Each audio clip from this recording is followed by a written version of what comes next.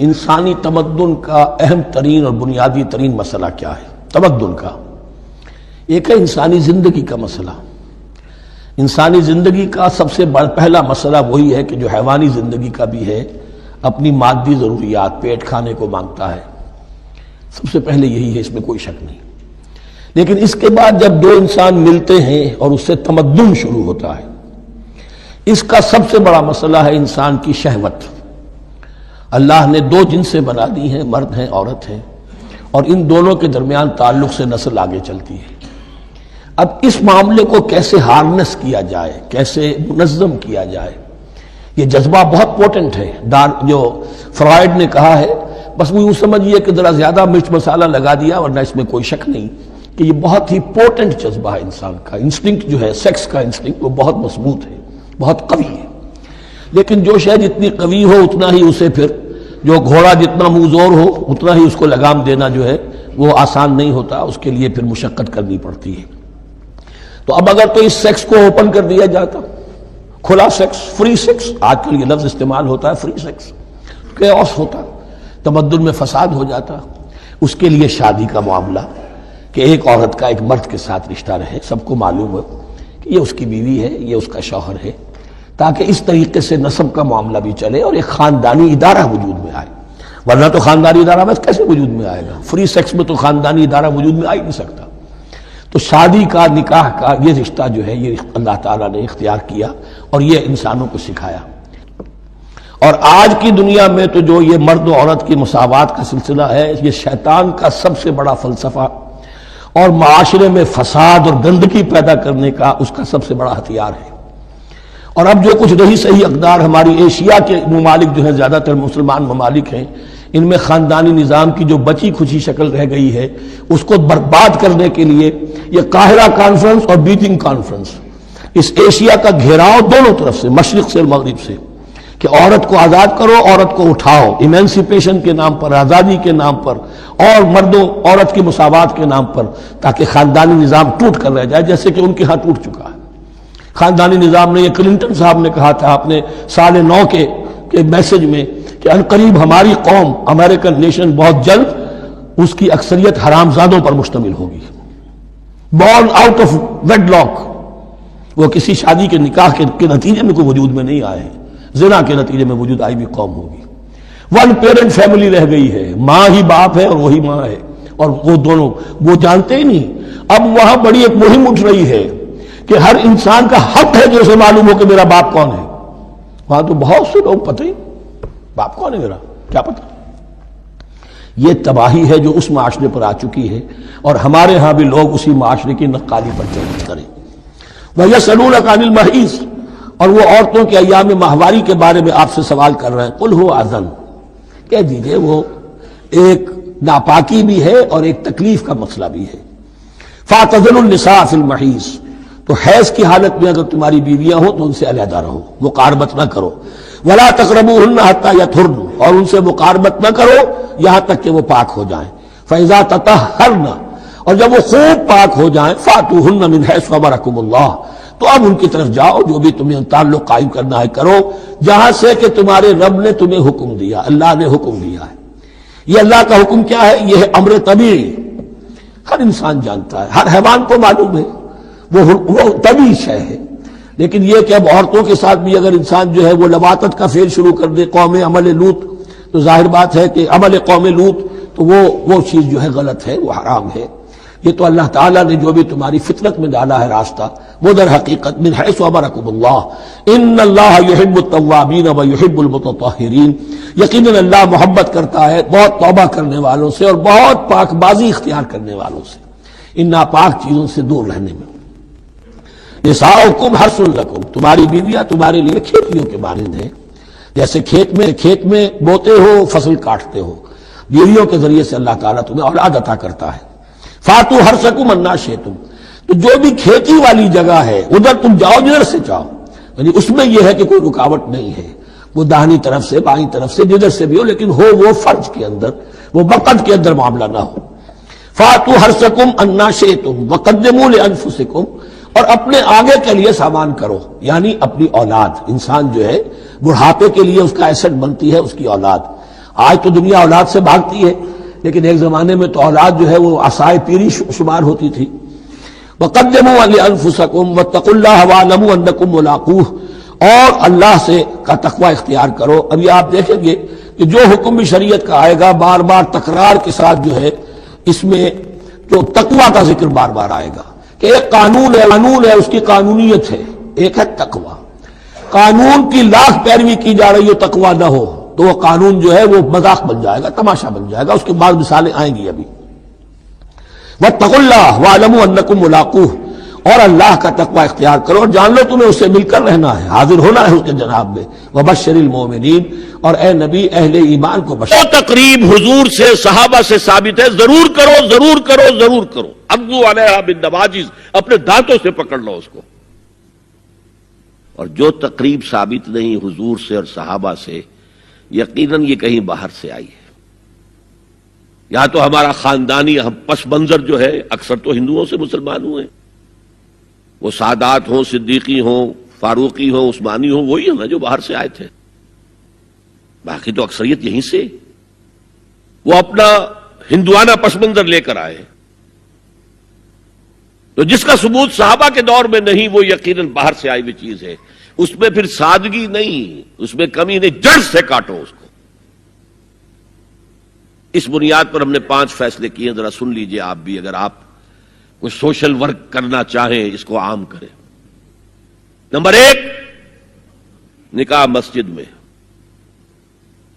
حدیث موجود ہے، ترمذی شریف کی روایت، اعلنوا ھذا النکاح واجعلوہ فی المساجد، نکاح کا اعلان عام کیا کرو، مسجدوں میں منعقد کیا کرو۔ میں حیران ہوتا ہوں کیوں نہیں علماء کرام نے اس کی طرف توجہ دلائی۔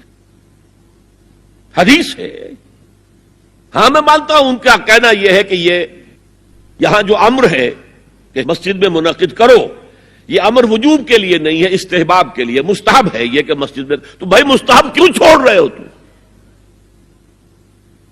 وہ اس لیے چھوڑنا پڑتا ہے، مولوی بیچارے کی حیثیت ہے ہی نہیں معاشرے میں کہ وہ کہے جناب یہاں آئیے میرے پاس، میں نہیں آؤں گا آپ کے گھر نکاح پڑھانے کے لیے۔ وہ اپنا رجسٹر بغل میں دبائے بیٹھا سوکھتا رہتا ہے۔ وہ تو آنی تھی بارات عصر کے وقت، مغرب بھی جا رہی ہے، آئی نہیں، وہ بیٹھا غریب۔ پہلے 20-30 روپے ملتے تھے، اب 200 300 400 ملتے ہیں، اور کیا ہے۔ میں نے انہیں یاد دلایا، دیکھو شرم کرو، عیسائیوں نے آج تک اپنے چرچ کی اور اپنے پادری کی عزت یہ رکھی ہے کہ شہزادے اور شہزادی کی شادی ہوگی وہ بھی پادری چرچ میں آئیں گے۔ شہزادے کی شادی ہو رہی ہے تو جو ان کی پارلیمنٹ کے ساتھ ہے چرچ، وہاں شادی ہوگی۔ وہاں پردہ نہیں ہے، لڑکا لڑکی دونوں آمنے سامنے کھڑے ہو کر اول و قرار کریں گے۔ ہمارے ہاں پردہ ہے تو اس لیے لڑکی کے گھر بھی جائیں گے تو لڑکی تو محفل میں نہیں آئے گی، لڑکی کا ایک وکیل ہوگا، وہ وکیل اجازت لے کر آئے گا، 2 اس کے گواہ ہوں گے، ان کے سامنے اجازت لی گئی، پھر وہ نکاح خواہ کو اجازت دیں گے، وہ نکاح پڑھا دیں گے۔ پہلی بات یہ ہو گئی کہ نکاح مسجد میں۔ نمبر 2، نکاح کے موقع پر کوئی دعوت طعام نہیں، کوئی ثابت نہیں۔ دعوت طعام صرف ایک ہے، وہ ولیمہ ہے، اور اس قدر معقول بات ہے۔ سب باپ اپنے سینوں پر ہاتھ رکھ کر سوچیں اور میری بات سنیں، کیا بیٹی کو گھر سے رخصت کرنے کا وقت جو ہے وہ خوشی کا وقت ہوتا ہے؟ جب بیٹی گھر سے جا رہی ہو، کوئی جانور بھی آپ قربانی کے لیے، کوئی مینڈھا کو بکرا لے آئیں 8-10 دن پہلے اور بچے مانوس ہو جائیں تو وہ جب آپ ذبح کرتے ہیں تو پچھاڑے کھاتے ہیں کہ نہیں بچے؟ اور یہ لخت جگر ہے، نور چشم ہے، 18 20 22 برس گھر میں رہی ہے، وہ جا رہی ہے، خوشی نہیں ہے وہاں، صرف یہ ہوتا ہے اے سائی آف ریلیف کہ ایک ذمہ داری کا بوجھ تھا، اللہ نے آج پورا کرا دیا، اتروا دیا بوجھ۔ پھر بھی اندیشہ ہوتا ہے، پتہ نہیں مزاج ملے نہ ملے، نئے ماحول میں جا رہی ہے، وہاں جا کر ایڈجسٹ ہو یا نہ ہو، اندیشے پھر بھی ہوتے ہیں ذہن کے اندر۔ تو ان سے مرغ پلاؤ کھانا اور متنجن کھانا کوئی معقول بات نہیں ہے۔ معقول بات کیا ہے؟ لڑکا، اس کا گھر آباد ہوا ہے، وہ ولیمہ کرے۔ اس پر باقاعدہ احادیث اولبو ولو بشاتن، ولیمہ ضرور کرو چاہے ایک ہی بکری ہو تمہارے پاس، ذبح کرو، کاٹو، کھلاؤ گوشت اپنے دوستوں کو، احباب کو. یہاں تک کہا کہ بیسا طعام الولیمہ، برا کھانا ہے ولیمے کا کہ اس میں غریبوں کو نہیں بلایا جاتا. ظاہر بات ہے مسلی کھلانے کے لیے تو ولیمہ نہیں ہوتا، اپنے احباب کو، دوستوں کو بلایا جاتا ہے. پھر بھی میں تم سے کہتا ہوں کہ جسے ولیمے کے لیے بلایا جائے وہ اگر نہیں جائے گا تو اللہ اور اس کے رسول کے حکم کی نافرمانی کرے. تو جس رسول نے اتنی تفصیل سے حکم دیا ہو ایک دعوت کا، وہ دوسری دعوت میں بھی خیر ہوتا نہ بیان کرتا. جب نکاح مسجد میں اور کوئی دعوت طعام نہیں تو بارات کا تصور خلاص.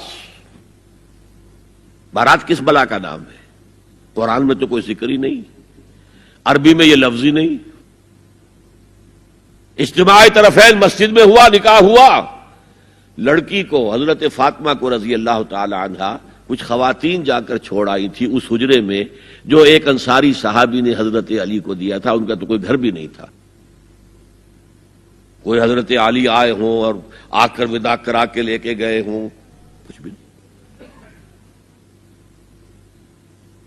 چوتھی چیز، جہیز کا کوئی تصور اسلام میں نہیں. خالص ہندوانہ رسم، خالص ہندوانہ رسم، خالص ہندوانہ رسم. ہندوؤں میں کیوں ہے؟ وہ اس لیے ہے، معقول بات ہے کہ لڑکی کا وراثت میں کوئی حصہ ہے ہی نہیں.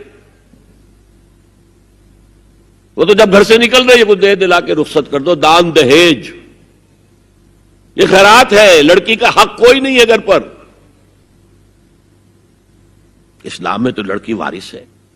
والد فوت ہوں گے وراثت تقسیم ہوگی، والدہ فوت ہوں گی کوئی ان کی ہے ملکیت وہ تقسیم ہوگی. شادی کے موقع پر کوئی جہیز اسلام میں نہیں، قطعاً نہیں. غلطی سے حضرت فاطمہ کے جہیز کو جہیز کہہ دیا گیا. وہ جہیز کیا تھا؟ ایک پیسہ بھی حضور کے اپنی جیب سے نہیں تھا. اس شادی میں خاص بات کیا تھی کہ دولہا کے ولی بھی حضور ہی ہے. اور کون ہے؟ علی کا کون تھا مدینے میں؟ اور دلہن کے والد بھی حضور ہیں. اب حضور پوچھتے ہیں حضرت علی سے تمہارے پاس مہر دینے کے لیے کچھ ہے؟ عرض کیا میرے پاس تو کچھ نہیں. وہ فقراء صحابہ میں سے تھے. فرمایا مہر تو دینا ہے. تمہارے پاس ایک زرہ ہوتی تھی؟ جی ہاں زرہ تو ہے. انہوں نے یہ سمجھا زرہ تو جہاد کے لیے ہے، کوئی وہ دولت تو نہیں ہے. فرمایا جاؤ اسے بیچو یا گروی رکھ کے قرض لے کر آؤ. وہ گئے، حضرت عثمان نے خرید لی اور کچھ دنوں کے بعد واپس کر دی ہدیتاً. یہ زرہ میں ہدیہ آپ کو کر رہا ہوں. اس وقت اگر کہتے چھوڑو علی، کہاں تو لو میں پیسے دے دیتا ہوں تمہیں، تو ان کی طبیعت پر بار ہوتا. اس پیسے سے حضور نے کچھ پیسے گھر بھیجے اندر، دلہن کو ذرا تیار کر دو. اور کچھ پیسوں سے وہ ایک گدا جس میں کھجور کی کھال بھری ہوئی تھی اور 2 تکیے جس میں کھجور کی کھال بھری ہوئی تھی. ایک مشکیزہ، کنویں سے پانی تو لانا ہی ہے نا. ایک چکی، جو ہو یا گیہوں ہو پیسنا تو ہے نا. کوئی 1-2 برتن اور. اللہ اللہ خیر صلی اللہ. یہ تھا جسے جہیز کہتے ہیں، جس میں ایک پیسہ بھی حضور کا شامل نہیں ہے. وہ حضرت فاطمہ کا مہر تھا جسے بنایا گیا. ورنہ مدینے ہی میں دوسری آپ کی صاحبزادی کا نکاح حضرت عثمان سے بھی ہوا. کہیں ذکر ہے جہیز کا؟ حضرت عثمان کا گھر بھرا ہوا، ہر چیزیں موجود، وہاں تو پھر جہیز کا تذکرہ نہیں. بہرحال یہ شادی کو آسان کرو، زنا کو مشکل بناؤ. یہاں شادی کے لیے 9 من تیل ہوگا تو رادھا ناچے گی. ورنہ یہ کہ بڑی ہو رہی ہے، عمر ہو رہی ہے، سب کچھ ہو رہا ہے، لیکن کچھ تقاضے تو ہے نا. آخر کچھ تو کرنا ہوتا ہے نا. آخر کچھ نہ کچھ لوگوں کو تو کھانا کھلانا ہی ہوتا ہے نا. بارات تو آخر آئے گی ہی نا. کچھ نہ کچھ تو دینا ہی ہوگا. کچھ جوڑے کپڑے، کچھ. یہ اسلام کا فلسفہ جو میں نے 4-5 باتیں آپ کو بتا، فلسفہ یہ ہے کہ لڑکی کے باپ پر ایک پیسے کا بوجھ نہیں. اس نے لڑکی پال پوس کے تمہارے حوالے کر دیا، اب اور کیا چاہتے ہو تم؟ سارا مرد آزماں، مرد آفرین، مرد کو چیلنج دیا ہے، تم مرد ہو، مہر تم دو گے۔ اور سب سے بڑھ کر کیا ہو رہا ہے آج کل بھی ہوتا ہے، وہ ہمارے ایک کچھ کام ہوتے ہیں اسلامی، وہ بھی ہے، کچھ وہی ہندوانہ پس منظر۔ نکاح کی محفل میں چھوارے کون لے کے آتا ہے جی؟ لڑکے والے۔ اور پلاؤ کن سے کھاتے ہیں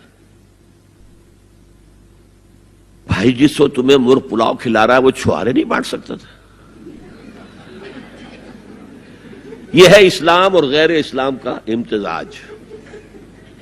چھوارے لڑکے والے لے کر آئیں گے اور پھر دعوت اڑائیں گے۔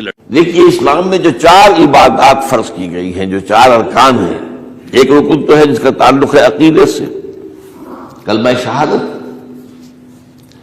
اور 4 ارکان وہ ہیں جن کا تعلق عبادات سے، نماز، روزہ، حج اور زکوٰۃ۔ ان میں ایک عجیب قسم کی تقسیم ہے۔ مثلاً 1 2 جمع 2 کی تقسیم بنتی ہے۔